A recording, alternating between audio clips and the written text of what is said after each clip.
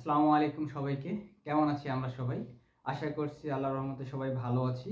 তো আজকে আমি কথা বলব জাহাঙ্গীরনগর বিশ্ববিদ্যালয়ে কত মার্ক পেলে আমরা সিওর একটা সিট পাবো বা একটা সিট পেতে গেলে আমাকে কত মার্ক ইনশিওর করতে হবে। তো আমি শুরুতেই কথা বলে রাখি যে আমাদের মানবন্টনটা আগে আমাদেরকে ভালো করে জানতে হবে। আমাদের মানবন্টনটা হচ্ছে দেখো ৮০টা এমসিকিউ থাকবে আর জিপিএ এর উপর মার্ক থাকবে হচ্ছে ২০। তাহলে কত হইল? টোটাল হচ্ছে আমাদের ১০০ মার্কের পরীক্ষা হবে। ঠিক আছে? আর আমাদের এখানে সাবজেক্ট ভিত্তিক কোনো ধরনের পাস মার্ক থাকে না, যার কারণে তোমাকে মোটের উপর ১০০-তে ৩৩% মানে হচ্ছে ৮০-তে ৩৩% আর ১০০-তে তাহলে ৩৩ আর কি, এটা বলা যায়। আর তাহলে ৮০-তে তোমাকে যেহেতু ৮০-তে পরীক্ষা দিতে হবে, তার মানে ৮০-তে তুমি যদি ২৭ পাও তাহলে তুমি সেখানে পাস করতে পারবে। তার মানে ৮০ এমসিকিউ এর মধ্যে তুমি ২৭টা এমসিকিউ কারেক্ট করতে হবে। শুধুমাত্র ২৭টা এমসিকিউ কারেক্ট করলে যে তুমি পাস করবে এমনটা না। তো এখানে নেগেটিভ মার্ক আছে, তোমাকে এখানে 0.20 হচ্ছে তোমার নেগেটিভ মার্ক। সো একটা প্রশ্ন ভুল হলে তোমার 0.20 মার্ক কাটা যাবে। তাহলে 5টা প্রশ্ন ভুল হলে তোমার কত মার্ক কাটা যাচ্ছে ভাইয়া? 1 মার্ক কাটা যাচ্ছে। সো যেহেতু নেগেটিভ মার্ক আছে, তার মানে তোমাকে 27টার উপরে হলেও এমসিকিউ একদম ঠিক করতে হবে বা কারেক্ট করতে হবে। তাহলে 33% তুমি যেহেতু পাস করতেছো, আর তোমার সময়টা দেখো, তুমি সময় পাচ্ছ 55 মিনিট আর 5 মিনিট হচ্ছে তোমার এক্সট্রা টাইম, মানে হচ্ছে খাতা দেয়া খাতা নেয়া এইরকম টাইমটা। তো তাহলে তোমাকে 55 মিনিটে তোমাকে 80টা প্রশ্নের অ্যান্সার করতে হবে এবং তোমাকে 33% মার্ক পেতে হবে। 80তে 33% হয় তোমার 27, তো তোমাকে 27 পেয়ে পাস করতে হবে। আর এখন কথা হচ্ছে যাদের এমসিকিউ ভালো হবে না, তাদের যদি জিপিএ ভালো থাকে, যেমন 20-এ সবারই অনেকেরই 20 থাকে, তো সেক্ষেত্রে তুমি যদি এমসিকিউ এ খারাপ করো, তোমার যদি রেজাল্ট ভালো থাকে, তোমার একটা চান্স থাকে সামনের দিকে এগিয়ে যাওয়ার। আর যদি তোমার দেখা যায় জিপিএ অনেক কম, যেমন 17-18 এরকম কারো থাকে বা অনেকের 16 থাকে, তো এখন কথা হচ্ছে 16, 17, 18 এরকম যদি জিপিএ থাকে, তাহলে তোমাকে অবশ্যই এই 80-র মধ্যে যে এমসিকিউটা পরীক্ষা হবে, এইটা পরীক্ষায় অনেক বেশি ভালো করতে হবে। তুমি যদি 80-র মধ্যে এই এমসিকিউ এর মধ্যে ভালো করতে পারো, তাহলে তুমি চান্স পাবা। যদি এখানে তোমার রেজাল্ট খারাপ থাকে এবং এমসিকিউ ওভারঅল সবার মতোই হয়, তাহলে তোমার চান্স পাওয়াটা খুব কঠিন হয়ে যাবে।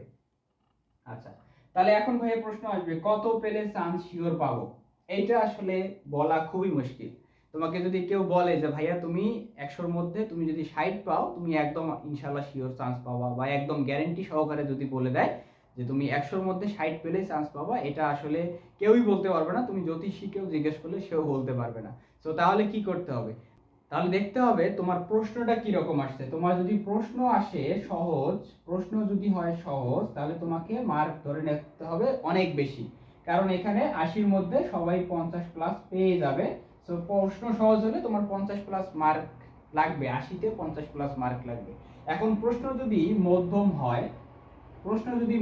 হয় তাহলে তুমি তুমি 45 প্লাস একটা মার্ক ধরে রাখো, যে ৮০-র মধ্যে তুমি 45 প্লাস মার্ক পেলে তুমি এখানে একটা সাবজেক্ট বা একটা সিট পেয়ে যাচ্ছ। আর প্রশ্ন যদি কঠিন হয়, তোমার কাছে যদি মনে হয় যে প্রশ্ন কঠিন, তাহলে তুমি 40 প্লাস মার্ক পেলেই তোমার একটা সিট তুমি নিশ্চিত করতে পারবে, এতটুকু এনশিওর করা যায়। ঠিক আছে? প্রশ্ন সহজ, মধ্যম এবং কঠিনের উপর ভিত্তি করে। আচ্ছা, এখন তুমি বুঝবা কিভাবে যে তোমার প্রশ্ন কঠিন হয়েছে নাকি সহজ হয়েছে? এটা বোঝার জন্য তোমাকে আসলে বুঝতে হবে তুমি যে প্রশ্নটায় পরীক্ষা দিলা, এই প্রশ্নটা তোমার কাছে কেমন লাগতেছে। তোমার কাছে যদি মনে হয় যে না, সবাই যেটা পড়ছে আমিও সেটাই পড়ছি, কিন্তু আমার কাছে মনে হচ্ছে এই প্রশ্নগুলো একটু কঠিন, যদি একটু কঠিন মনে হয়, তাহলে তুমি বুঝতেছো সেটা হচ্ছে মধ্যম পর্যায়ে, আর তোমাকে ইনশিওর করতে হবে 45 প্লাস মার্ক। ঠিক আছে? আর যদি দেখতেছো না অনেক প্রশ্ন তোমার কাছে কঠিন লাগতেছে, এমন কিছু প্রশ্ন আসছে যেগুলো তুমি কখনো দেখো নাই, তোমার কাছে মনে হচ্ছে এই প্রশ্নগুলো অন্য কেউ দেখে নাই, তাহলে তোমার কাছে মনে হবে ওই প্রশ্নটা একটু কঠিন হয়েছে, তার মানে হার্ড কোশ্চেন হয়েছে। তো সেখানে তোমাকে 40 প্লাস এনশিওর করতেই হবে। ঠিক আছে? এই হচ্ছে তোমার মানে মোটামুটি একটা কাট মার্ক বলা যায় এখান থেকে। এখন তুমি যদি প্রশ্ন যখন সহজ হবে, তখন যদি 50 প্লাস মার্ক পেয়ে যাও, ধরলাম যে তুমি 55 মার্ক পাইছো, 55 পয়েন্ট সামথিং বা এরকম কিছু, আর তোমার যদি জিপিএ স্কোর থাকে 20, তাহলে তোমার মার্ক কত হচ্ছে দেখো, 75 মার্ক হয়ে যাচ্ছে। So 75 mark is enough for সহজ প্রশ্ন। ঠিক আছে? তো সহজ প্রশ্ন আসলে তোমাকে 70 প্লাস মার্ক পেতেই হবে যদি চান্স পেতে চাও। আর যদি মধ্যম প্রশ্ন আসে, তাহলে তোমার যদি জিপিএ থাকে 20, তাহলে তোমাকে কত পেতে হচ্ছে? 65। তাহলে 65 বা 60 প্লাস হলেই তোমার কিন্তু মধ্যম মানের যে প্রশ্নগুলো, এই প্রশ্নে তোমার চান্স হয়ে যাচ্ছে। পাশাপাশি যখন কঠিন প্রশ্ন হবে, তখন কিন্তু তোমার 60 এর ঘরে 55 থেকে 55 থেকে 60-এর ঘরেই থাকলেই তুমি ইজিলি চান্স পেয়ে যাচ্ছ। এই হচ্ছে ওভারঅল মানে একটা ধারণা যে হচ্ছে তুমি কত পেলে চান্স পাবা, সেটা তোমার প্রশ্নের উপর ডিপেন্ড করবে, প্রশ্নটা সহজ হচ্ছে কিনা, কঠিন হচ্ছে কিনা, নাকি মধ্যম পর্যায়ের প্রশ্ন হচ্ছে। আর পাশাপাশি একটা পরীক্ষার্থীরও একটা ব্যাপার থাকে, যেমন মনে করো যে আমার পরীক্ষার্থীর সংখ্যা হচ্ছে 5000, হ্যাঁ, তোমার সিট আছে 50টা, তাহলে তোমাকে অ্যাভারেজ করতে হবে যে 50টা সিটের বিপরীতে 5000 জন পরীক্ষা দিবে, তাহলে তোমাকে কিরকম কম্পিটিশন করতে হবে, কয়জনের সাথে লড়াই করতে হবে। আর মনে করো যে 50টা সিট আছে কিন্তু পরীক্ষা দিচ্ছে 20,000 বা 15,000 বা 25,000, তখন কিন্তু তোমার চান্স পাওয়ার এবিলিটি না, এটা কিন্তু কমে যাচ্ছে, কারণ তোমাকে অনেক বেশি প্রতিযোগীর মধ্য দিয়ে তোমাকে চান্স পেতে হবে বা সিট নিতে হবে। তাহলে তোমাকে সেইভাবে পড়াশোনা করতে হবে, সেইভাবে কিংবা তোমাকে ইনশিওর করতে হবে মার্কটা। ওকে, এই হচ্ছে কথা। তার মানে তুমি চান্স পাবা কি পাবা না এটা দুইটা বিষয়ের উপর নির্ভর করবে, সেটা হচ্ছে প্রশ্নের ধরন, এই যে প্রশ্নের ধরন এরকম হবে, আর পাশাপাশি পরীক্ষার্থীর সংখ্যা, ঠিক আছে, পরীক্ষার্থীর দুইটার উপর ডিপেন্ড করে তুমি আসলে বলতে পারবা তোমার একটা সিট তুমি কনফার্ম করতে পারবা কি পারবা না। ওকে, আচ্ছা, তাহলে এখন কথা হচ্ছে ভাইয়া, আমি তো বলেই দিলাম কত পেলে চান্স পাবা, সেটা হচ্ছে তোমার প্রশ্নের ধরনের উপর নির্ভর করবে এবং পরীক্ষার্থীর সংখ্যার উপর নির্ভর করবে। পাশাপাশি চান্স পেতে হলে তাহলে ভাইয়া কি করা যায় বা কি করতে পারি, আমি চান্স পেতে গেলে বা আমার একটা সিট কনফার্ম করতে গেলে আমি আসলে কি করতে পারি, সেটা হচ্ছে দেখো, তোমাকে প্রথমেই তুমি শুরুতেই একটা প্রশ্ন ব্যাংক নিয়ে নিবা, সেই প্রশ্ন ব্যাংকটা অ্যানালাইসিস করবা। অ্যানালাইসিস কি রকম, যে তুমি বাংলা নিয়ে যদি বসো তাহলে বাংলাতে কোন কোন সাবজেক্ট, কোন কোন বিষয়ের, বাংলা তো একটা সাবজেক্ট, তো একটা সাবজেক্টের কোন কোন টপিকের উপর ভিত্তি করে প্রশ্ন করা হচ্ছে সেটা তুমি সিলেকশন করবা। তাহলে অ্যানালাইসিস করার সময় তুমি আগে সবগুলা পড়ে নিবা, পড়ে নেওয়ার পর তুমি সেখান থেকে টপিক সিলেকশন করবা। ঠিক আছে, বাংলাতে কোন কোন টপিক থেকে প্রশ্ন আসছে 22-23-এ, তার আগের বছর কোন কোন টপিক থেকে প্রশ্ন আসছে, তার আগের বছর কোন কোন টপিক থেকে প্রশ্ন আসছে, তুমি দেখতেছো একই টপিক থেকে বারবার প্রশ্ন করা হচ্ছে, তার মানে ওই টপিকটা তোমার জন্য খুব বেশি ইম্পর্টেন্ট, তাহলে ওটাকে ভালো করে পড়তে হবে। ঠিক আছে, এইভাবে তুমি যখন টপিক সিলেকশন করলা, টপিক সিলেকশন করার পর যে টপিকগুলো তোমার কাছে মনে হচ্ছে এই টপিকগুলো থেকে বারবার প্রশ্ন আসতেছে, সেইগুলা তুমি সবচেয়ে বেশি প্র্যাকটিস করবা। ঠিক আছে, বাকিগুলো যে করবা না এমনটা না, বাকিগুলোও করবা কিন্তু ওভারঅল একটু কম ওগুলো থেকে। ঠিক আছে, যেগুলো টপিক থেকে বারবার প্রশ্ন আসছে সেইগুলো বেশি করে প্র্যাকটিস করতে হবে। প্র্যাকটিস করার পর তোমাকে রিসেন্ট কিছু ইস্যু থাকবে যেগুলো তোমার জিকের জন্য খুব বেশি ইম্পর্টেন্ট, আমি জিকের কথা বলতেছি। তো সাম্প্রতিক থেকে কিন্তু প্রশ্ন আসে 4টা 5টা 6টা, 5 থেকে 6টা প্রশ্ন সাম্প্রতিক থেকে আসে। তো ওইগুলো তোমাকে ধারণা রাখতে হবে। আর বাংলার জন্য কি কি পড়তে হবে, ইংরেজির জন্য কি কি পড়তে হবে, বা জিকের জন্য কি কি পড়া উচিত, এগুলো নিয়ে সামনে আমরা ভিডিও দেবো ইনশাআল্লাহ, কোনো সমস্যা নেই।